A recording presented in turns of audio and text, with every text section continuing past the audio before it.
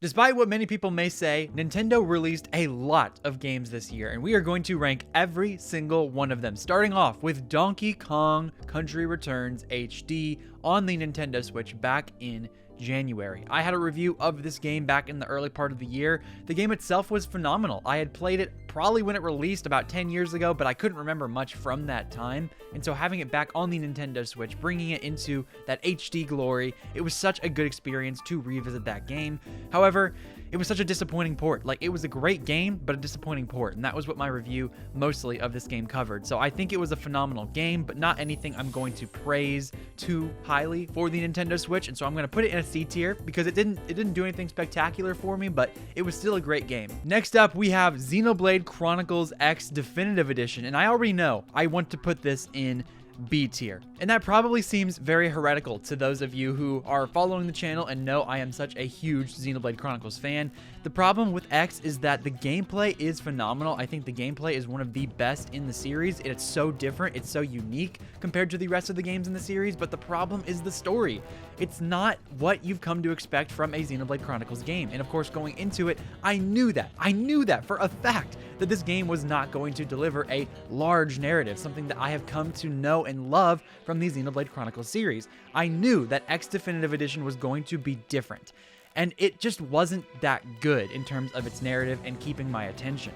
So I played this game, I got plenty of hours out of it, probably around 30 I got out of this game, and yet I didn't finish it. I did not beat this game. I played through it so much, the gameplay was great, but the story just wasn't it. And I know you probably feel the same way, but there are a lot of people that genuinely do love X as their favorite in the series. And so I'm not going to sit here and say it's the worst game out of all of these. It's not at all. It's a fine game, but I cannot put it in A or S because it's just not that good narratively. And that is a big part of the experience for me and of most games for most people. Especially with this gameplay style, I am just really disappointed I couldn't interact with it more in a way that was motivating. But here we are, and I'm going to put it in B tier. We have some hard ones here. Zelda Breath of the Wild and Tears of the Kingdom Switch 2 editions. I'm going to put both of them in the A tier. Now, the problem is these games individually are S tier. In fact, they are the best of the best. These are some of the best games Nintendo has ever made. Not even just talking Switch or Switch 2, just period. These are the best games I think Nintendo has ever made.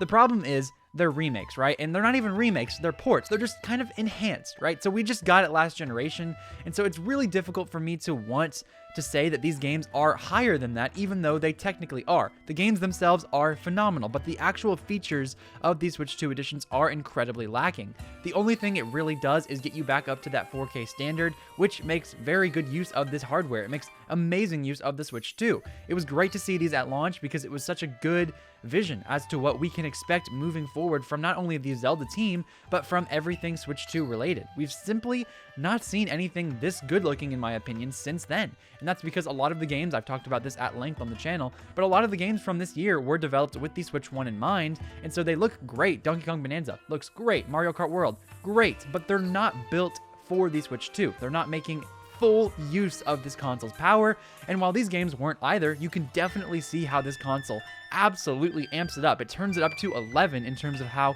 great these games look, how much I want to interact with these games more, because it's just a gorgeous game. It makes such great use of the art style. It just is gorgeous, but the problem is that's it.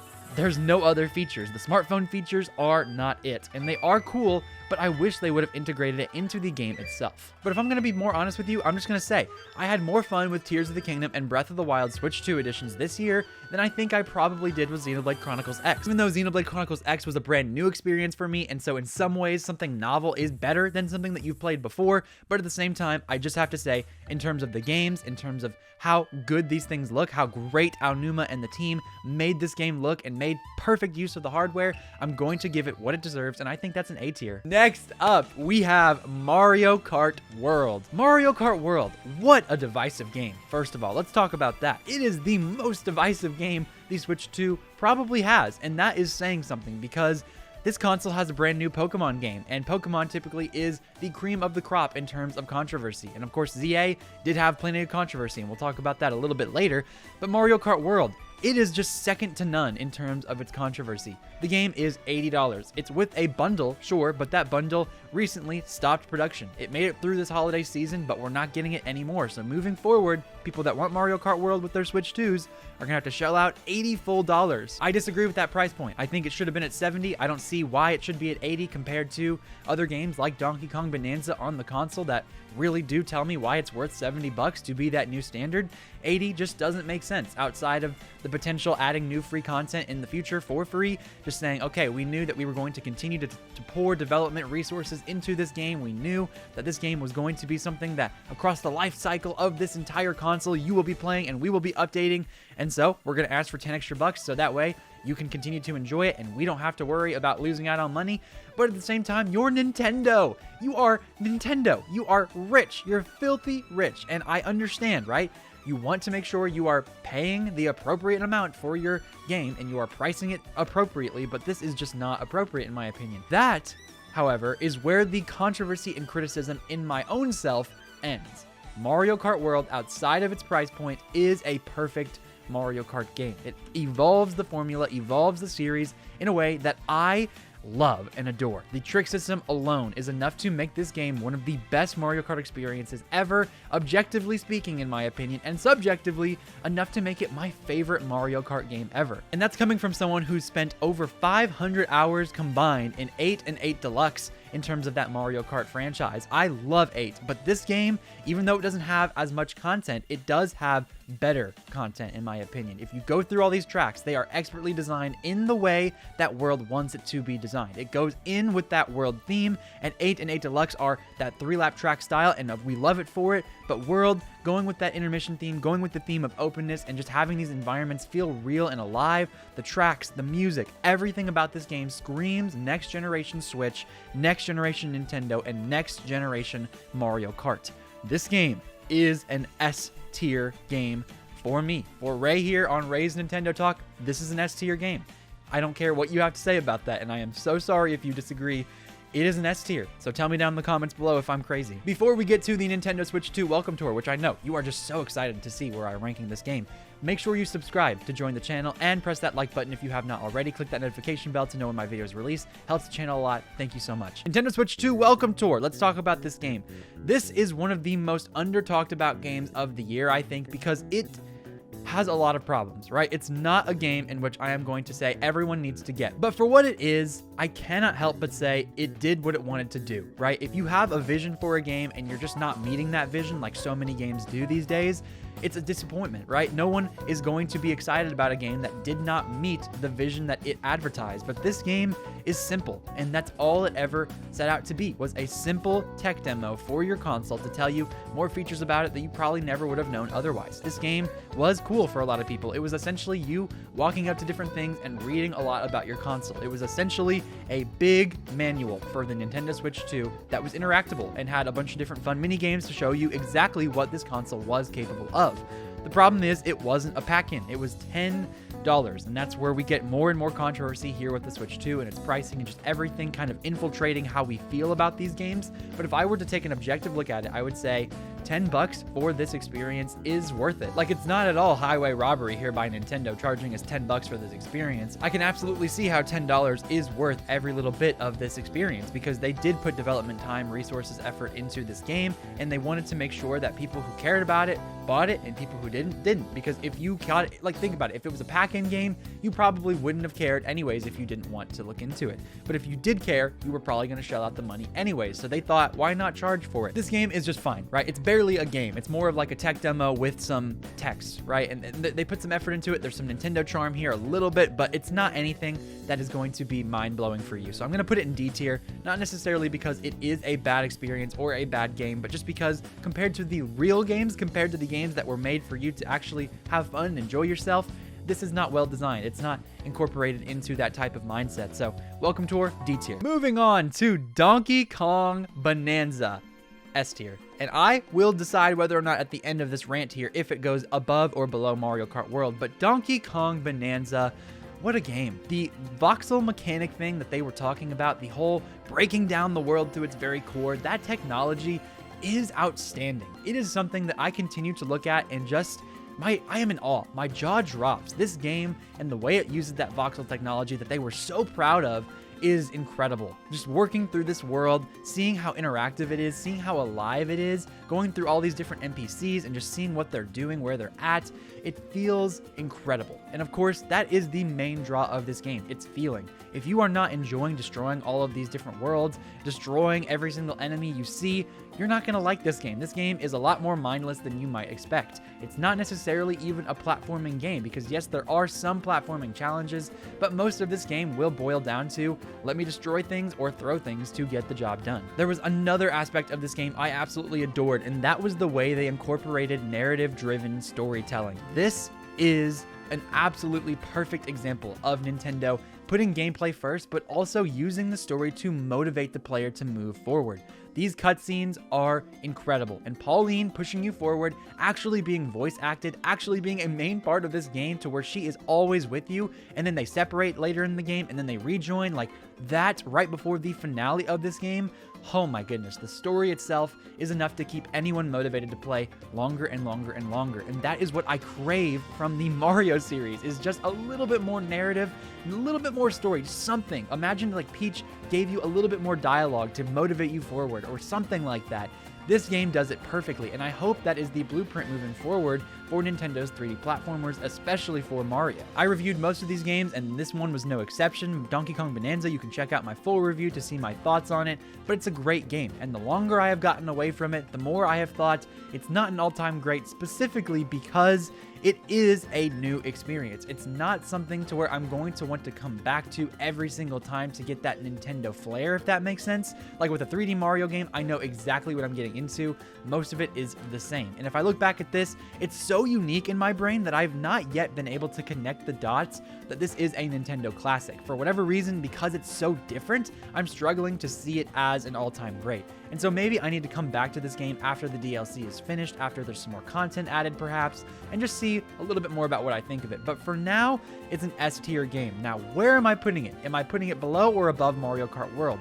Many people would say I am ridiculous for keeping it below Mario Kart World, but I'm sorry. For me personally, this game, Mario Kart World, was better than Donkey Kong Bonanza for me. I have enjoyed World more than I did Bonanza. So I'm going to put Bonanza in S tier, but below Mario Kart World. Oh boy. Next up, Super Mario Party Jamboree plus Jamboree TV. D tier. I'm going to put it below Welcome Tour, actually, because D tier doesn't even do it justice. This game, wow. First of all, Jamboree. Let's talk about Jamboree. It's a phenomenal game. Last year, it came out on the Nintendo Switch. It was a phenomenal Mario Party game. It's probably the best Mario Party game of all time. The problem is, it's a Switch 2 edition, and they didn't update the graphics of the main game. The only Switch 2 edition in terms of it being 4K is the Jamboree TV mode. You know, the mode that no one really cares about, the mode that is gimmicky and requires you to have a camera for some of it, which is an extra $50 to $60, $70 based on where you're getting that camera, how you're getting it, if you even want to get it. The Jamboree TV mode is abysmal. It is not anything that anyone is going to spend any amount of time in whatsoever. You're just going to want to go back to that main Mario Party mode, and if you want to do that, just buy Jamboree itself. Literally just buy Jamboree. Save yourself some 20 bucks and not even worry about it because they didn't update the graphics on the Switch 2.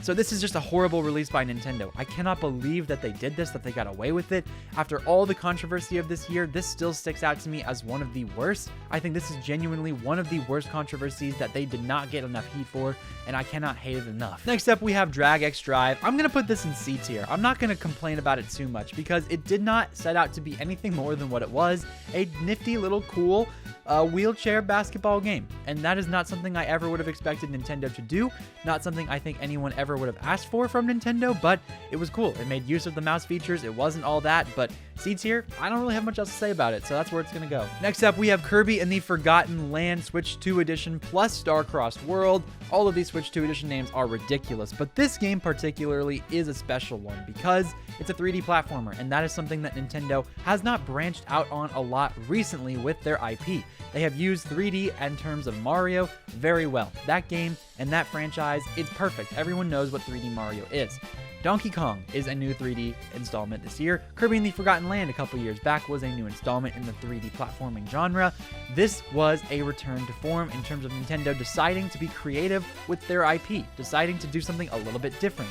And it worked. It worked so well. The only critiques I might have with this game is that it was a little too easy. Star-Crossed World doesn't add a ton of content. You're gonna get like a couple hours out of it. You're only gonna get like a sitting or two out of it, but that's it. So it's not really worth the 20 bucks extra. But if you have the original game and you want to play 20 bucks to get that graphical enhancement for the main game and be able to also experience this new content, 20 bucks isn't horrible, right? And so for most people, I think that upgrade is what it's going to be. Most people probably owned a Switch, had Kirby, and wanted to try it on the Switch too, so they upgraded. 80 bucks for this is ridiculous, but if I'm not even going to look at the price, I'm just going to look at the game itself. I'm going to say it's a B tier, right behind Xenoblade Chronicles X. A phenomenal game, but just not a lot of extra content to make me say amazing. Super Mario Galaxy plus Super Mario Galaxy 2.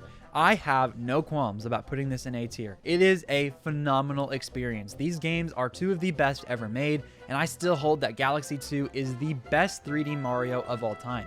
Playing it on the Nintendo Switch, having it be the first, and let's let this set in for a minute, Mario Galaxy 2. This is the first time that Nintendo has re-released this game since the Wii. That's absurd. We have not seen this game since the Wii, and it's on the Nintendo Switch 2 now and on the Nintendo Switch, and it's great. It's so great. These games are phenomenal.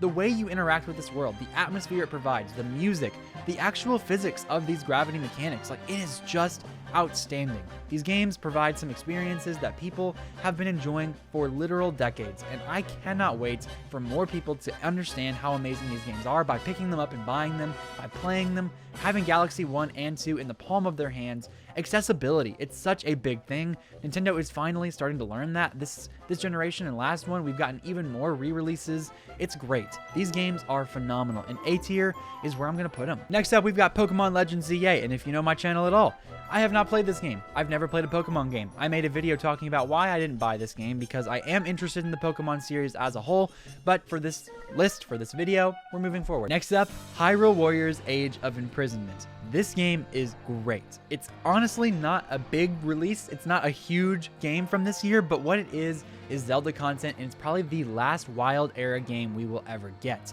It was a perfect send-off to this game, a perfect send-off to this era of Zelda, and I was just so glad to revisit this world one more time. Even though a lot of people were so upset at it and just didn't like it, they were like so tired of the era world, tired of the Warriors formula, and people were even complaining that this was in fact what they marketed it to be, which was a canon story, retelling exactly what happened right before we got into Tears of the Kingdom and what was going on in those memories.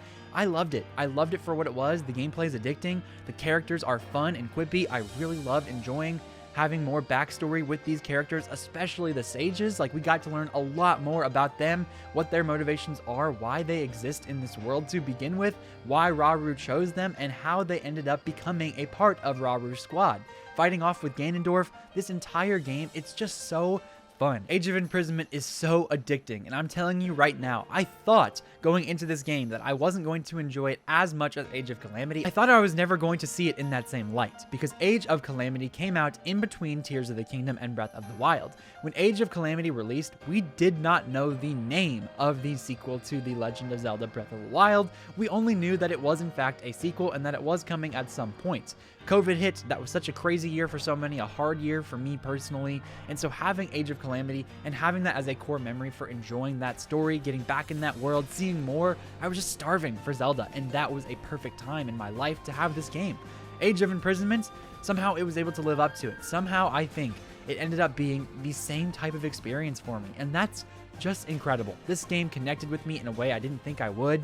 I'm going to make a review about it soon, so hang in there for fans of the channel, but I really cannot wait to play this game even more, to finish it, because I am almost done, but I have not completed it, and we have ourselves another S-tier game right below Donkey Kong Bananza. Hyrule Warriors Age of Imprisonment was a solid game for this year, and I am more than happy to put it in S tier. Next up, we have Kirby Air Riders. What a controversial game for me personally. I started off with this game. I did not like it. I was like, what are we doing here? This feels wrong. This does not feel like any game I have ever played before. I could not get into it. I was very upset at it for just not being what I expected it to be, which was a little bit more fun to interact with. But the more I pushed through, the more time I spent with it, I started to get it. And that's what you have to do if you are new to the series, new to this franchise. You just got to play it and just get it, right? You got to find your way with this game, with this experience. I think a lot of what City Trial has to offer is what you are going to find enjoyable throughout the rest of the game. If you don't like City Trial, then there is a lot you don't like about this game itself. City Trial has you going through and you have a bunch of different attributes that you can get to upgrade your machine, to go be heavier, to have higher attack power, top speed, boost, whatever, and then be able to attack other people. And then at the end of the 5 minutes, you go to a mini game, and the winner of that mini game wins City Trial.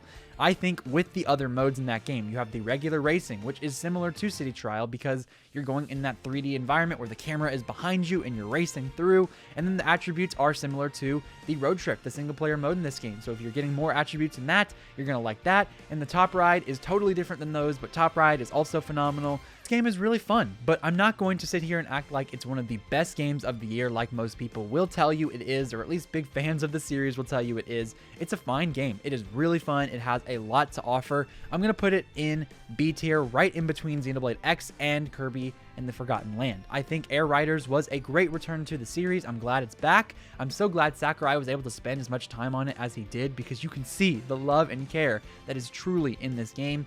But Air Riders, I think, is a B tier game, and that's not at all bad. It's a great game. Before we get to Metroid Prime 4, let's talk a little bit about all these other things down here. We have Donkey Kong DLC. I'm going to put this in C tier. It is a fine experience, not enough to bring me back into the game like I was hoping it would. It's a very roguelike experience, but it's also got that arcade style of gameplay, which Donkey Kong has a lot of roots in. Of course, the first ever game in Nintendo's history was Donkey Kong Arcade. And if you look at it now, we're bringing it back in the big 2025, and we can see it's a fun experience, but not something I'm going to spend a lot of time in. Then the Pokemon DLC, have not played. Fire Emblem Shadows. Bottom of D tier. It is the worst. You know what? We're even going to make a row below, and we're going to put it in F tier. It is the worst game of this year. I am astounded at the fact that this game exists, and that it not only exists, but that it is as bad as it is. This game is horrible. It is a mobile game that does not even really do anything related to Fire Emblem itself. The only thing it is, in terms of it being Fire Emblem, is forcing in characters from the series. That's it. Fire Emblem is not at all present in this game. Do not be confused at Fire Emblem being in the title. This is not a Fire Emblem game worth your time, worth your money, worth anything. It is a disgusting release. It just continues to really uphold that awful legacy of Nintendo and mobile games not being all that great. I am just shocked that they decided to let this game release. And at the bottom here, we have a lot of these NSO experiences. GameCube is one that is new to the Nintendo Switch 2. I'm going to put it in the bottom of B tier here. I think a lot of those GameCube games were great. I was so glad to have a GameCube controller for once. It was the first time I had bought it, and it was really cool to have one that wasn't like wired. It was wireless connected to the Switch 2.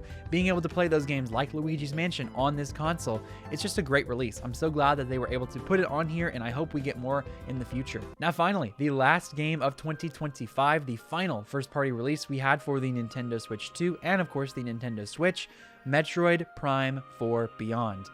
I've not finished this game, and I've not gotten far enough into it to give you a concrete example as to where I think it should go, but if I had to guess, I'm going to put it at A tier. I think this game has A tier vibes, and that's so unfortunate in some ways because I think it could have been an S tier if not for some weird decisions by Retro and Nintendo, including Miles McKenzie, like stuff like that. He did not end up being that bad, shocker, but I think it is a problem to have all these NPCs being so talkative in this game, in a series where atmosphere and just being dreadful, being alone, is such an important part of the franchise. I know that Metroid Prime 3 did have NPCs and did have people that you were speaking with, but at the same time, they weren't as active as the ones in Prime 4.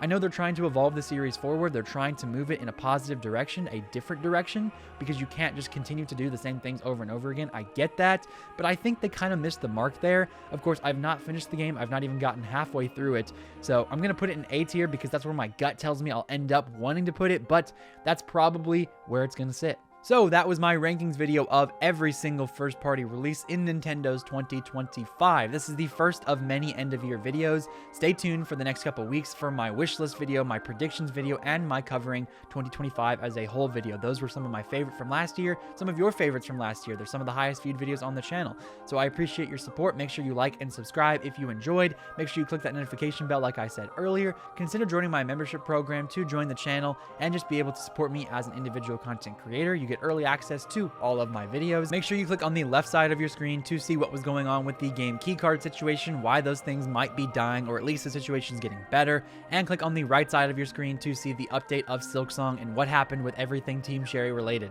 Thank you so much for making it to the end of the video. Make sure you have yourself a phenomenal day. This has been Ray's Nintendo Talk. I have been Ray, and I will see you all in the next video.